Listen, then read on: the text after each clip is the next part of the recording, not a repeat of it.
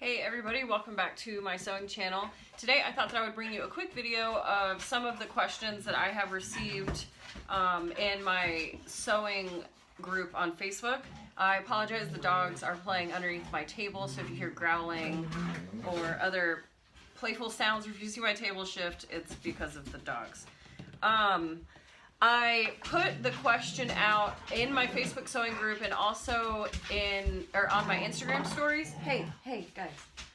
But unfortunately, my Instagram story, I can't access the questions anymore, so I can't answer those because I was looking at them as they came in, but I didn't write them down, and that was last week, and so now I don't know what those questions are anymore, so I apologize.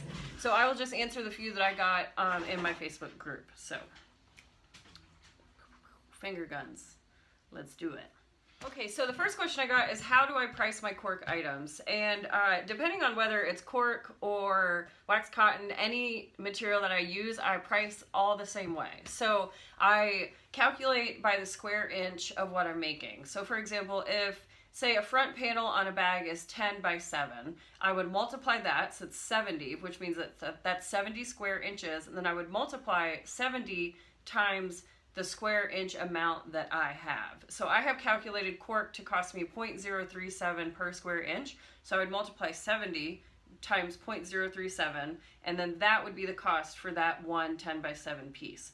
And then I do that same formula for everything on the bag, for cotton, for wax cotton or cork, and then also for the interfacing. I have all of my costs broken down per square inch. And then I add in all of my hardware. So everything down to each rivet, to the tag, to everything, all the hardware, the zipper by the yard, I have that calculated down to the square inch. And then I add in a 75-cent like thread, glue, needle, like I add that in, just 75 cents to every bag or everything that I make. And then depending on the project, I will also add in my time. Sometimes my time, it'll take me a lot longer to make. So for example, when I made the teddy backpack for my girlfriend this summer, I have only ever made that backpack once before, and so I don't have it finely tuned. I don't have my hourly down to what it would be if that was a regular bag in my production. So I get a little bit loose when I add in my time. So I pay myself $22 an hour, and that teddy backpack took me 13 hours to make. So just with my hourly, that bag would have been super duper expensive, not even considering all the materials that bag makes or takes to make. So I kind of wiggle on that stuff, but my general rule of thumb is cost of materials times 3 plus hourly, and then I break my hourly down. So like a wallet will take me 15-20 minutes. A bifold wallet can take me 15-20 minutes start to finish, cutting to completion. So I would do just a third of my $22 an hour for my cost of time for that. So I hope that I answered that clearly. If not, it's cost of materials plus hourly, or cost of materials times 3 plus hourly is how I generally price my stuff. Let's see, this person asked me to talk about when and if and how I interface or stabilize my cork or my wax canvas. So usually I just use, sorry, there's a piece of fuzz flying. I've always used Pellon or however you say that, interfacings, and then just recently I made the jump over to Decaville and Woven Fuse because I've been seeing it all around, and I wanted to give it a good try. I've never splurged on it because it is a little pricey, and I'm only halfway through a bag that I started making a couple weeks ago with Decaville as my first project. So I can't really speak to it quite yet, but once I finish that bag, I will let you know my thoughts on Decaville and Woven Fuse and what I think of it. But currently, what I use, it depends on what I'm making. So a lot of the times, I don't use interfacing at all, like period, because I find that cork has a nice drape and it has a nice shape and enough body for me with most of the stuff that I make that I don't interface. Now, if I make like the first mini box tote that I made, I probably didn't use any interfacing because I'm a lazy seamstress and I hate the process of ironing and cutting interfacing, that extra step. So I do whatever I can at all costs to avoid it. But my first mini box tote, I watched how it wore in and I was like, oh, you know, maybe that would hang better with some stabilizing in it. So I generally will only stabilize my liner. I don't ever stabilize cork because I just don't really feel like it needs it. And if I do feel like the bag itself needs more structure, I always stabilize the lining. Now, if I'm quilting cork, I will use Pellon, whatever, flexible or fusible foam 77, FF77. So it's the thick foam cells that you see me use in my wax canvas bag. I'll put a little card up here that you can click on to link to that. It's this bag right here. So on this quilted part, I put foam underneath it. And really, that is just because I like the way that it feels. The same thing with cork. If I'm quilting cork, I will put foam underneath it because it gives it a puffiness that I really enjoy. So the only time I ever use interfacing on cork is if it's foam, and I only do that if I am quilting it. The other interfacings and stabilizers that I use on my linings are Pellon 808 or 809s, Decor Bond. I like the stiffness of it, and it is super thin, so it doesn't add a lot of bulk, and I don't have to cut it out of my seams. Whenever I'm joining, I don't have to worry about it being too bulky. And then sometimes I'll use 101 on my lining pockets if I feel like it. I like 101, but it's expensive, and I would just as soon use 808 or 809 because they're just a lot more cost effective. Same thing with the Decoville. I can say that it's a lot thicker than I was expecting it to be on this new bag that I'm making, which that video will come soon. It is the Hillside Tote by Noodlehead, so I'll have that video out just as soon as possible.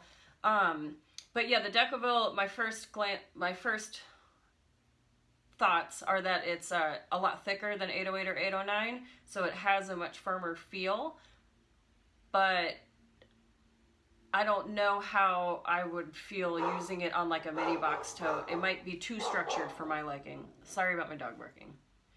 So the next question is, do I have a set amount of colors of cork that I sew with? Yes. So when I first started working with cork, I had 4 because that was all that was available, and they were the natural colors. So like this one here, and then natural, and then the cork that I call Granada, but from Fabric Funhouse it's called Bark, and then one that I called Bamboo, and I think Fabric Funhouse calls it Natural, if I'm not mistaken, because they call what I call natural just the regular cork, they call Surface, and the one that I called Bamboo, I think they call Natural. And so I used to work with those 4 only because that was before Fabric Funhouse. I had to order directly from Portugal. Those were the only 4 options that I could get.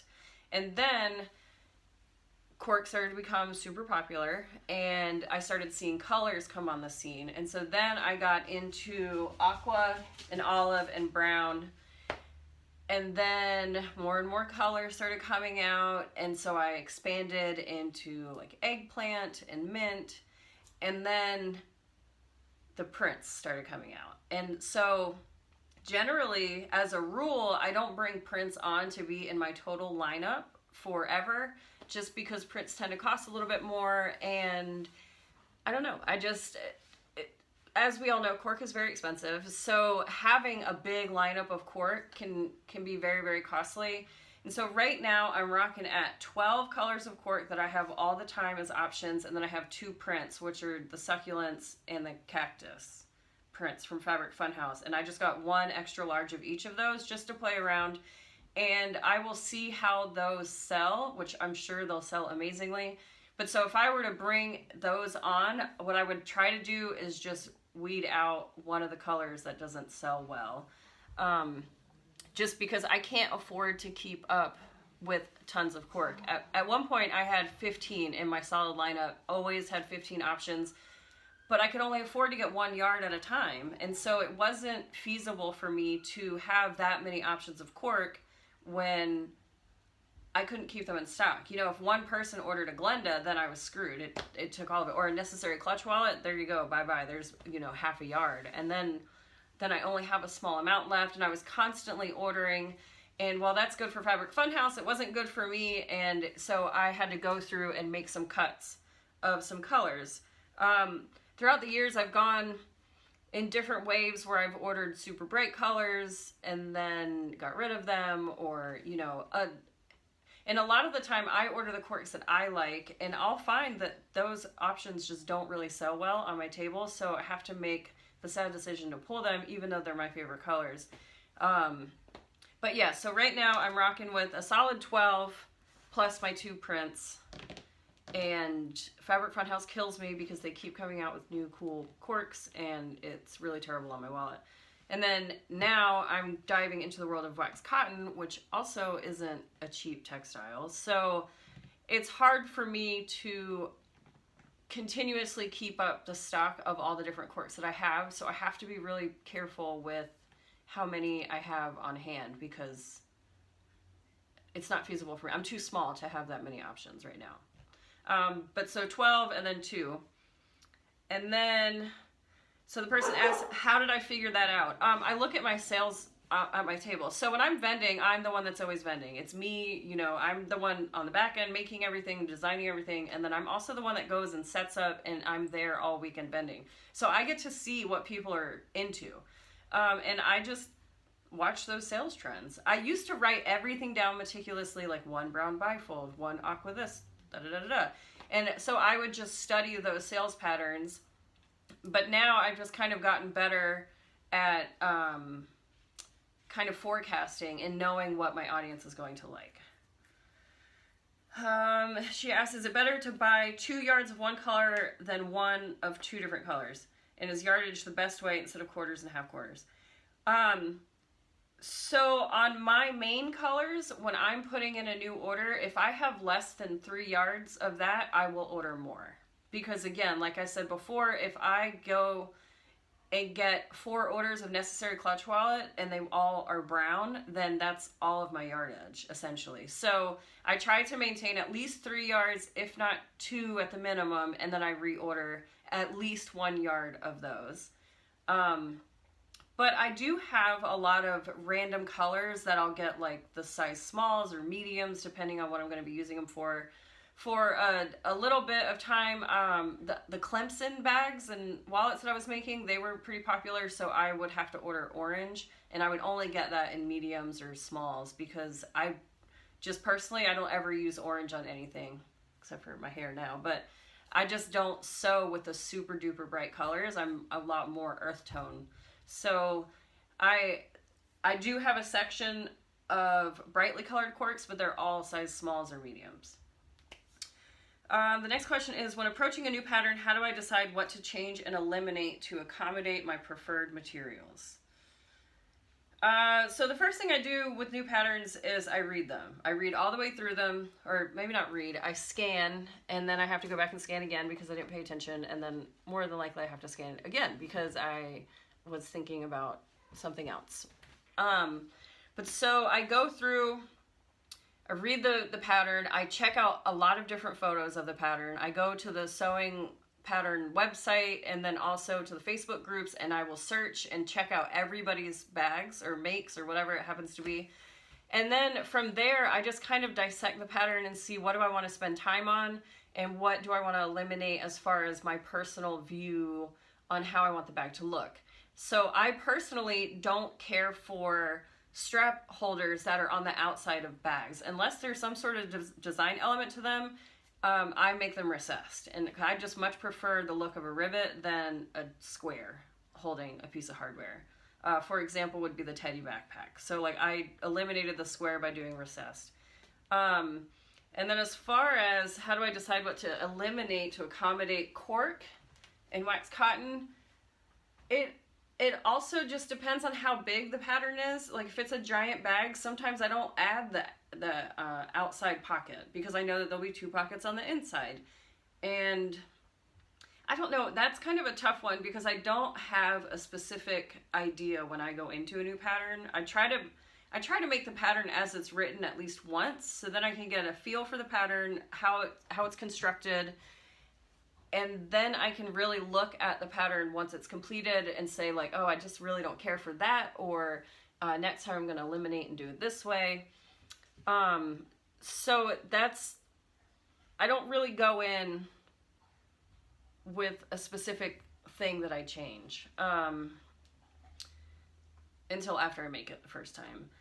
I will say that on some bags, I will put the strap connectors on the outside of the gusset instead of inset, because then you don't have to sew through so many layers.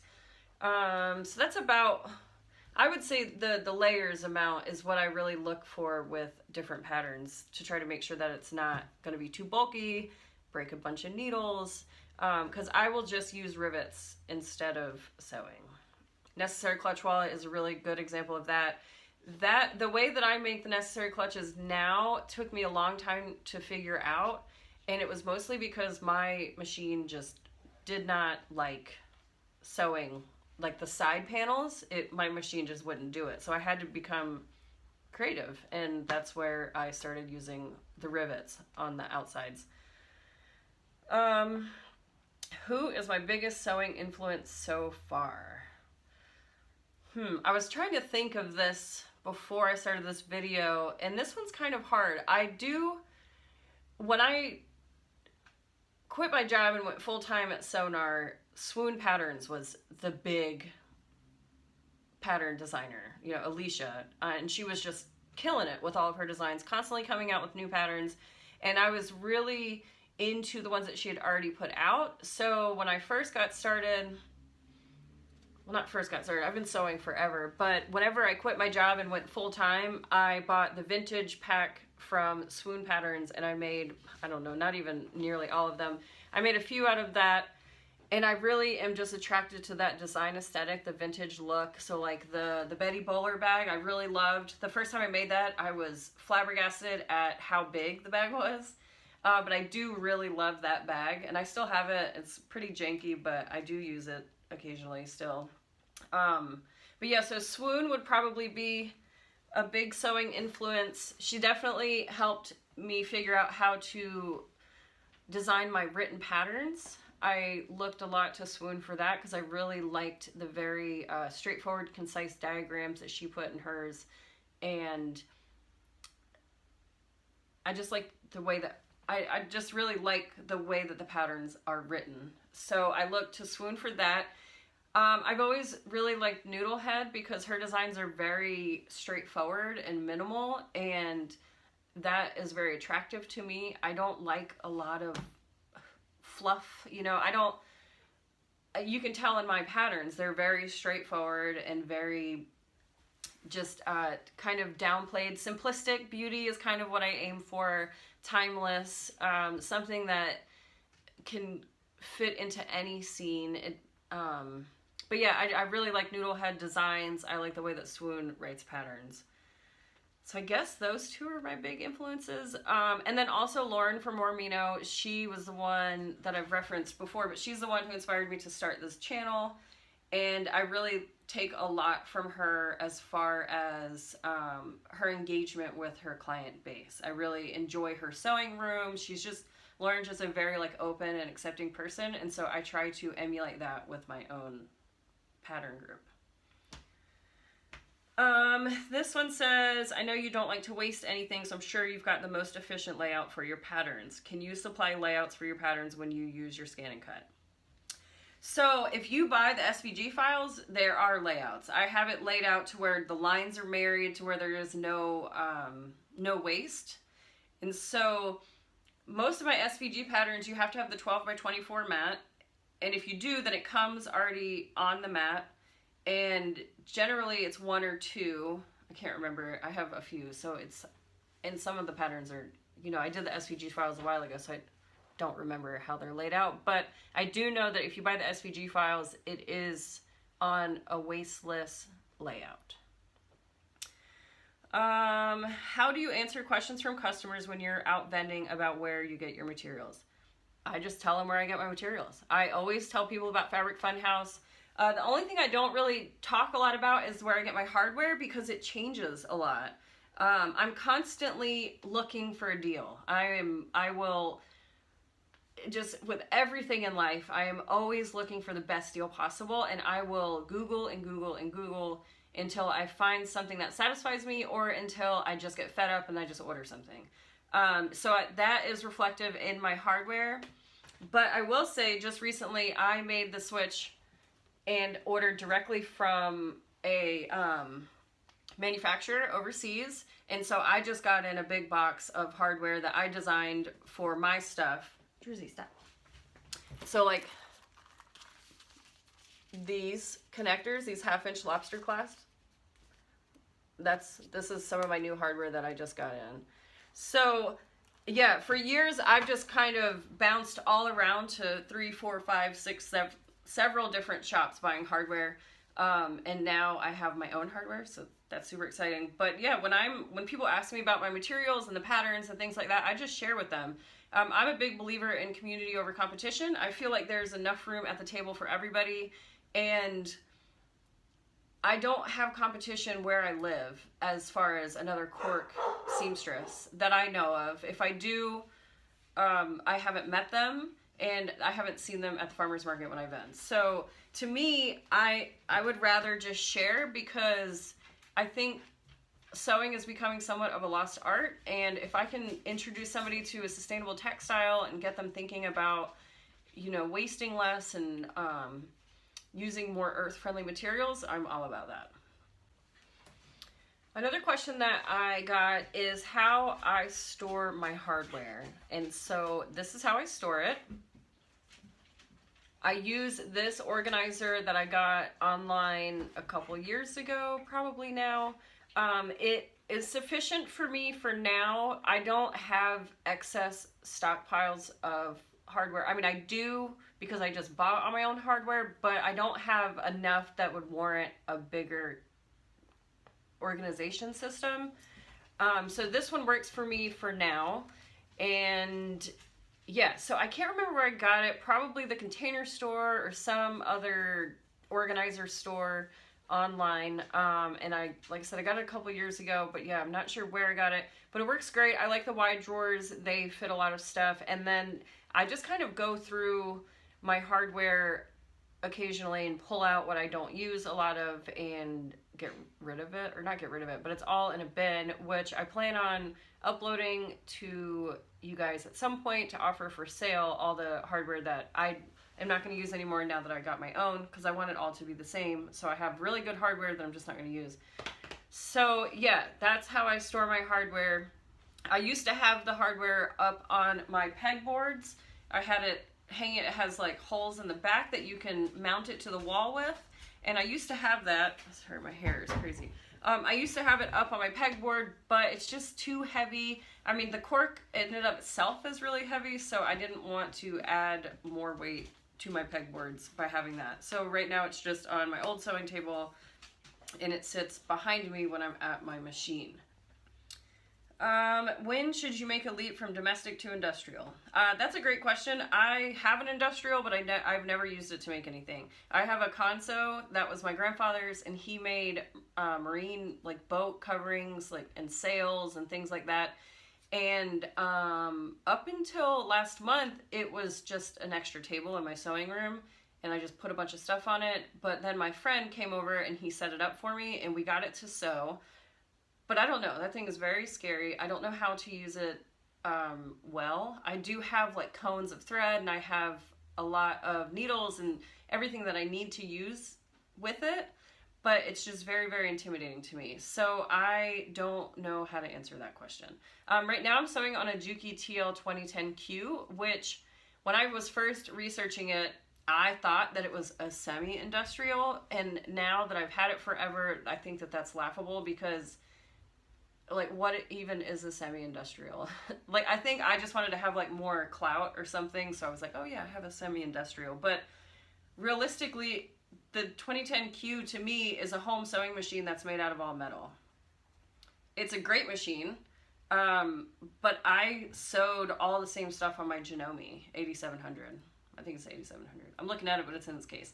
But I sewed everything, the same stuff on my Janome, but that was just starting to get worn down, and my stepmom got me the Juki before I moved to North Carolina. So I don't know. I guess the jump to industrial would be whenever you have the money for it, whenever you are not intimidated by it, and whenever you feel like getting one.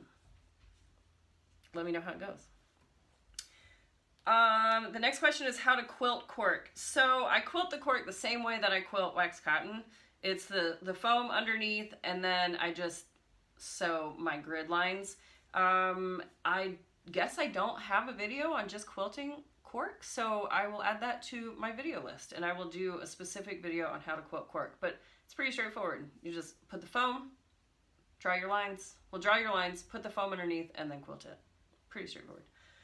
And then the last question is, can you show us a glimpse of your scraps and if you ever thought about patch quilting your pieces to make a bag? So here are my scraps. My cat has been pulling them. So here are 2 bins of scraps. I just keep them in these little plastic bins here. So this first bin is all pieces that are, whenever I cut out my ID windows, this is the piece that comes out of them. And I use all of these to make my snap tabs. And then depending on the length of the snap tab, I have to cut this down to 2.75. That's generally like the height of my snap tabs. But yeah, so these are all the same, generally all the same size scraps in this whole bin here. And then I have another bin, and this is just kind of like if I was branding a piece and it just doesn't look great, these pieces will go in here, and then I'll use these as a pocket that's going to be hidden by another pocket. And then I have, this is from the bottom of a wristlet clutch. It's just odds and ends. A lot of times I pull cork out of here to practice my branding before I start branding every time. But yeah, this is just random scraps. And then my big bin of scraps is right here. So this is the big bin. This is full. And here recently I've been putting bigger pieces in here. So whenever I'm making any bag or anything, I always go here first. And I cut out what I can from my scraps. So like if I need one pocket, one bifold wallet pocket, I'll go and generally I'll find a piece that I can use. But yeah, so I put bigger pieces in here, but then I also have like a bunch of just random, like this is years worth of scraps. There's, oh, see here's like from a backpack that I made forever ago, this piece is interfaced. So I just put all my scraps in these bins and then I pull from them when I can. One time when I went to Greensboro and I taught at the Barb's Bag Got Interfacing retreat, I brought bags of my scraps for people who wanted to try out cork randomly, or like random pieces. And people bought them there because these are all good for like making tassels and strap anchors and just other random little pieces that you need. I always pull from these bins. I do have some bags of scraps from when I lived in Colorado. I had different bags in my closet and I had them all separated by color and finish. And I totally forgot about all those scraps until the other day when they fell out of my closet. So I do have bags of scraps in the closet as well. And that's like from the very beginning of working with cork. So those cork scraps are pretty darn old. As far as quilting them together, I tried to make a bag one time by quilting cork pieces, and it didn't work great for me because I found that it stretched. The panel is probably in that big bin that I just put on the ground, but the cork stretched and it didn't lay flat and it just didn't look great. I wasn't happy with it, so I just put it in the bin and, you know, walked away, and I haven't tried it again. It is something that I think could be really cool, but generally with my scraps, what I use them for are those are the odds and ends that I just talked about, you know, the strap anchors and things like that. Or when I'm doing the collage, like if I make a collage bag, I don't know if you guys have ever seen it, but like one time I did a big mountain scene crossbody bag. So the whole front panel of the bag was a super in-depth mountain scene with a river going through it. And that's what I use my scraps for to build those scenes. If I can find a picture, I'll put it in here.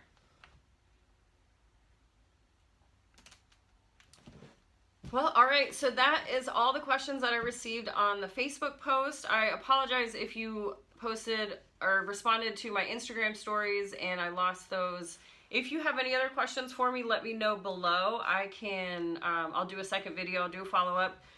And yeah, that's about it. Drop me a comment, hit the like button, subscribe for sure. If you press the little bell, then you'll be notified every time I put out a video.